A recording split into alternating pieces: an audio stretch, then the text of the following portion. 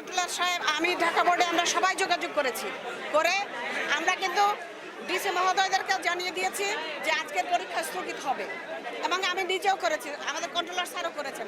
আমাদের চিঠি করতে একটু টাইম লেগেছে এই কারণে যে আমাদের কর্মকর্তা কর্মচারীরা সবাই তো দূরে দূরে রাত্রিবেলায় ঘুমেছিলেন, যেই কারণে একটু দেরি হয়েছে।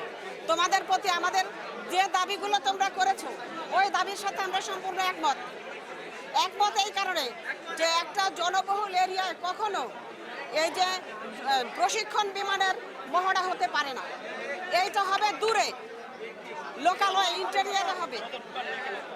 এমন জায়গা যেমন আমরা দেখেছি যে আর্মিদের যখন থাকে ফায়ারিং থাকে, তখন কিন্তু জনগণকে সচেতন করে দেওয়া হয় যে এখানে ফায়ারিং রেঞ্জ, ফায়ার হবে, আপনারা আসবেন না, সাধারণ চলাচল বন্ধ করে দেওয়া হয়। এটা অত্যন্ত দুঃখজনক, এবং এইটা তোমাদের সাথে আমরাও একমত যে এই ছাত্রছাত্রীদের যে জীবনহানি, প্রাণহানি, এগুলো মেনে নেওয়ার মতো না। আমাদের কলিগদের ছেলেমেয়েরা, সাধারণ ছাত্রছাত্রী এবং এই ফুলের মতো যে নিষ্পাপ শিশুগুলো অকালে ঝরে গেল, এই জাতির একটা বিরাট ক্ষতি। এই ক্ষতি পোষানোর মতো আসলে কোনো উপায়ও নেই, কোনো সান্ত্বনা দেওয়ার ভাষাও নেই, আমার কাছে তাই মনে হয়। তো তোমাদের দাবিগুলো আমাদেরকে লিখিত দাও, আমরা ইনশাআল্লাহ সে দাবিগুলো পৌঁছে দেবো, মন্ত্রণালয়ে পৌঁছে দেবো। তোমাদের জন্য শুভকামনা রইল। আর যার যার পড়াশোনার জায়গায় তোমরা চলে যাও, তোমরা টেবিলে চলে যাও।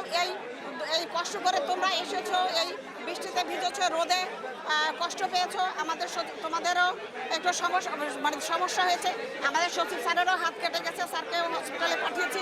তো বিষয়গুলো তোমাদের সাথে আমাদের সাথে যে মানসিক বৈষম্য কিন্তু নেই, মানসিক দূরত্ব কিন্তু নেই, যেটা ন্যায্য সেটাই আমরা তোমাদের জন্য চাইবো, আশা করব।